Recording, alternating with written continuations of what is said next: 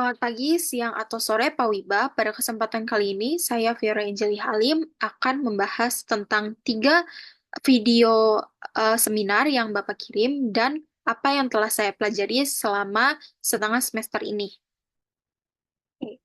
Pertama, kita akan memulainya dengan seminar yang berjudul War and International Politics yang dibawa oleh John Mearsheimer. John Mearsheimer membahas pandangan realisme ofensif dalam hubungan internasional dengan menekankan bahwa kekuasaan dan keamanan adalah pendorong utama perilaku negara di kancah global. Mearsheimer berargumen bahwa negara-negara itu berusaha untuk meraih hegemoni global dan meningkatkan kekuasaannya guna memastikan keamanan karena ketidakpercayaannya antar negara menjadi hal yang tidak terhindarkan. Dalam perspektif ini, perang seringkali merupakan konsekuensi dari persaingan untuk kekuasaan dan perubahan keseimbangan global. Mearsheimer menekankan bahwa keamanan nasional menjadi alasan utama negara bertindak dengan ketergantungan pada kekuatan militer dan pengaruh politik sebagai cara untuk mempertahankan posisi mereka di dunia internasional. Penyebab utama perang terjadi karena balance of power, ambisi ekspansionis, dan kesalahan kalkulasi antar negara yang dapat memperburuk ketegangan. Contohnya adalah seperti Perang Dunia Pertama dan Perang Dunia Ketiga, yang menunjukkan bagaimana negara besar yang merasa terancam atau ingin menguasai wilayah tertentu cenderung terlibat dalam konflik yang besar. Selain itu, Mearsheimer mengkritisi kebijakan intervensi militer oleh negara-negara besar, terutama Amerika Serikat, yang seringkali gagal dan justru memperburuk ketegangan internasional. Ia juga menggarisbawahi dampak globalisasi yang dapat mengurangi ancaman perang melalui hubungan ekonomi yang saling bergantung, meskipun persaingan untuk kekuasaan tetap menjadi faktor utama yang memicu konflik. Dari video di atas, saya bisa menyimpulkan bahwa teknologi dan diplomasi dapat mengurangi potensi konflik. Pada akhirnya, persaingan kekuasaan dan keamanan tetap menjadi kekuatan dominan dalam hubungan internasional dan negara harus siap menghadapi ketegangan yang seringkali berujung pada perang atau konflik militer. Yang kedua ada video Cyber Siege, Unmasking China's Assault on Global Network yang membahas tentang isu serangan cyber yang diduga dilakukan oleh aktor yang didukung negara Tiongkok, seperti yang baru-baru ini terjadi pada server Microsoft yang mempengaruhi puluhan ribu pengguna global. Serangan cyber ini bukan fenomena baru, melainkan bagian dari pola yang lebih luas terkait keamanan, teknologi, dan aktivitas cyber Tiongkok.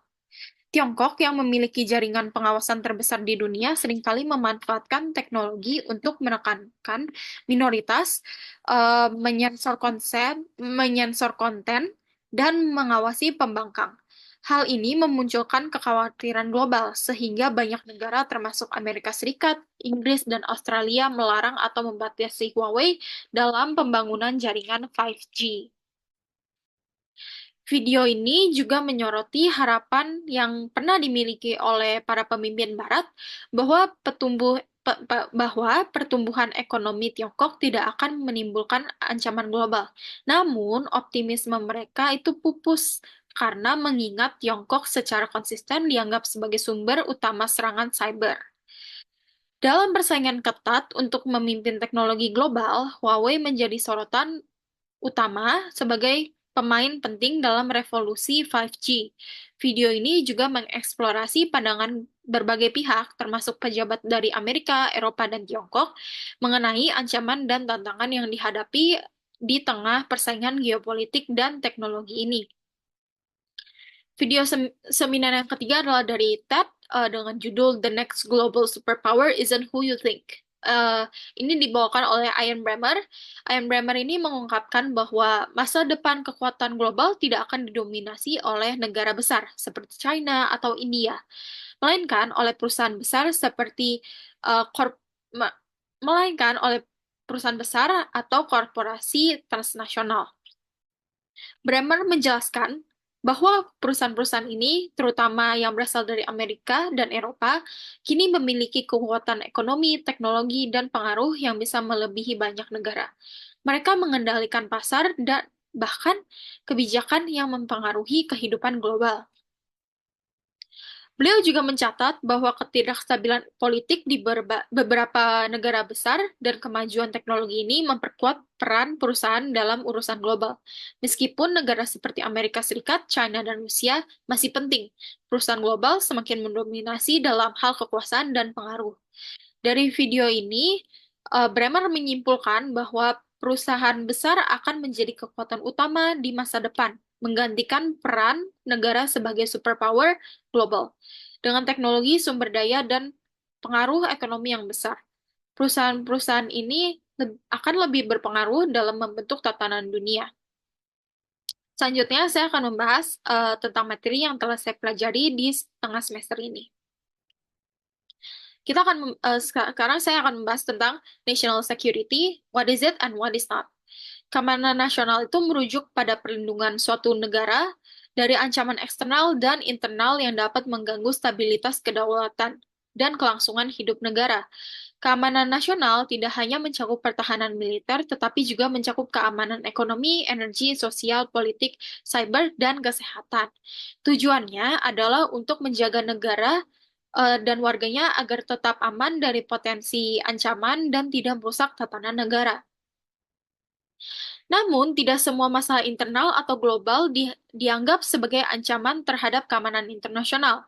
Isu seperti kemiskinan, pendidikan, atau hak asasi manusia meskipun penting tidak selalu berdampak langsung pada keberlangsungan negara. Ini bukan keamanan nasional. Grand Strategy adalah, selanjutnya saya akan membahas tentang Grand Strategy.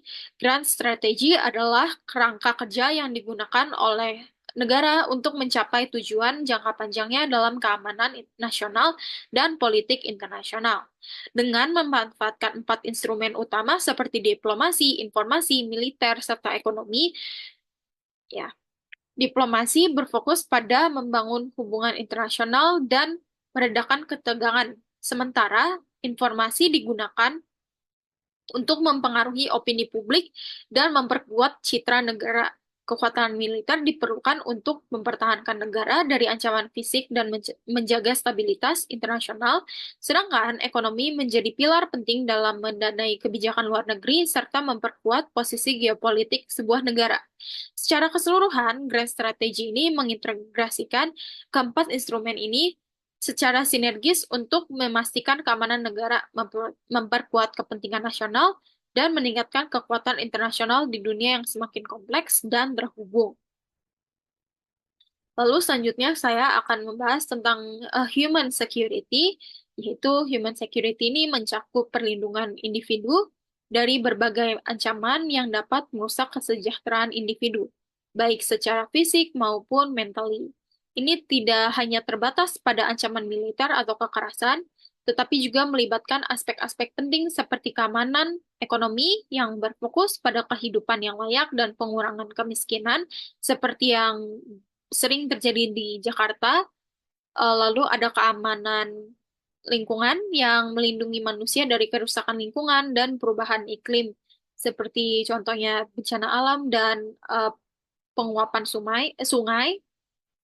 Lalu ada keamanan teknologi yang melindungi manusia dari ancaman digital atau cyber threat. Seperti yang kita tahu, ada cyberbullying dan banyak hate speech di sosial media. Lalu ada keamanan sumber daya dan energi yang memastikan akses berkelanjutan terhadap energi dan sumber daya alam. Lalu ada keamanan pangan yang menjamin ketersediaan pangan ini cukup dan bergizi bagi setiap individu, serta keamanan kesehatan yang memberikan akses pada layanan kesehatan dan perlindungan terhadap penyakit. Contohnya seperti BPJS yang ada di Indonesia. Aspek ini saling terkait dan mempengaruhi satu sama lain, sehingga ketidakstabilan dalam satu area seperti krisis energi atau bencana alam dapat memperburuk masalah di bidang lain, yang pada akhirnya berdampak pada kesejahteraan manusia secara keseluruhan. Oke, lalu saya akan membahas tentang law enforcement dan homeland security. Law enforcement dan homeland security ini memainkan peran penting dalam menjaga stabilitas internal dan melindungi negara dari ancaman domestik seperti terorisme, kejahatan terorganisir, dan ancaman cyber. Penegakan hukum berfokus pada penanganan kejahatan melalui sistem peradilan pidana, sementara keamanan dalam negeri melibatkan koordinasi berbagai lembaga pemerintah untuk menangani ancaman yang dapat merusak integritas dan kedaulatan negara, termasuk melindungi infrastruktur kritis dan menjaga ketertiban sosial. Sementara itu, national defense dalam konteks keamanan internasional kontemporer mencakup kemampuan negara untuk melindungi diri dari ancaman eksternal, baik itu dari negara lain, kelompok ekstremis, atau ancaman non-tradisional seperti serangan cyber dan perubahan iklim. Di era globalisasi sekarang, pertahanan nasional tidak hanya bergantung pada kekuatan militer, tetapi juga pada diplomasi, aliansi internasional, kebijakan strategis yang berfokus pada pencegahan, serta respon terhadap ancaman. Keamanan internasional yang kompleks dan dinamis ini juga memerlukan integrasi yang lebih besar antara penegakan hukum domestik dan kebijakan pertahanan nasionalnya untuk menghadapi ancaman yang bersifat lintas batas dan multidimensional. Oke, yang terakhir saya akan menjelaskan tentang cyber security dan terorisme.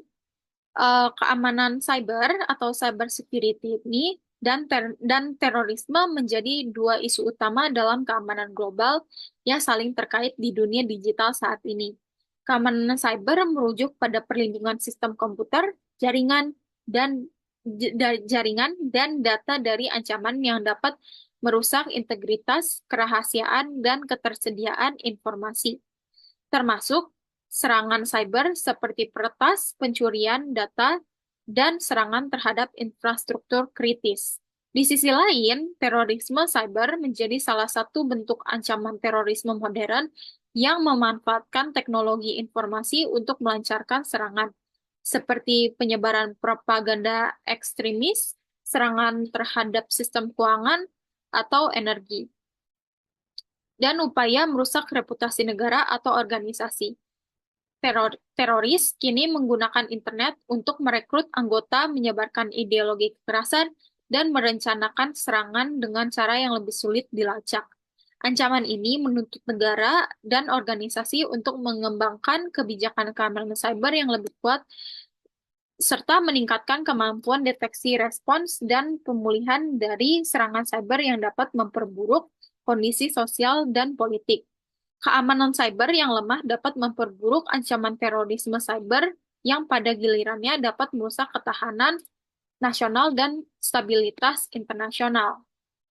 Salah satu tantangan utama dari terorisme cyber adalah bahwa serangan ini lebih sulit dilacak dan seringkali dilakukan dengan cara yang sangat terdesentralisasi, membuat deteksi dan respons menjadi kompleks. Penyebaran propaganda melalui media sosial atau situs web yang mudah diakses oleh siapa saja memungkinkan kelompok teroris untuk memperluas jaringan mereka dengan cara yang lebih efisien daripada melalui metode tradisional. Selain itu, keamanan cyber yang lemah membuat negara dan organisasi lebih rentan terhadap serangan terorisme cyber yang dapat mengganggu sektor-sektor vital seperti energi, komunikasi, dan juga transportasi, yang sangat penting untuk ketahanan nasional. Oleh karena itu, untuk melawan ancaman ini, negara dan organisasi internasional perlu mengembangkan kebijakan keamanan cyber yang lebih ketat, memperkuat kapasitas deteksi dan respons terhadap serangan cyber, serta meningkatkan kerjasama internasional dalam memerangi terorisme cyber ini. Ini mencakup penguatan pertukaran informasi intelijen, pengembangan teknologi keamanan yang lebih canggih, dan pelatihan sumber daya manusia untuk merespons ancaman yang terus berkembang. Lebih lanjut, pendidikan kepada masyarakat tentang potensi ancaman cyber dan cara melindungi data pribadi mereka juga sangat penting untuk memperkecil peluang bagi terorisme cyber untuk berkembang. Selain itu, pemerintah juga perlu melibatkan sektor swasta yang mengelola sebagian besar infrastruktur kritis dan data sensitif untuk memastikan bahwa langkah-langkah keamanan yang memadai diterapkan. Keamanan cyber bukan hanya menjadi tanggung jawab negara atau lembaga pemerintah, tetapi juga menjadi kewajiban seluruh pihak yang terlibat dalam penggunaan teknologi dari perusahaan hingga individu. Secara keseluruhan, keamanan cyber yang kuat sangat penting untuk melindungi negara dari ancaman terorisme cyber. Kerentanan di satu sektor dapat memperburuk dampak dari serangan cyber, yang pada gilirannya dapat merusak stabilitas politik, ekonomi, dan sosial suatu negara. Dalam dunia yang semakin terhubung ini, penguatan kebijakan keamanan cyber harus menjadi prioritas utama dalam menjaga ketahanan negara terhadap ancaman yang bersifat lintas batas dan semakin kompleks. Demikian penjelasan saya. Terima kasih telah mendengarkan. Tuhan berkati.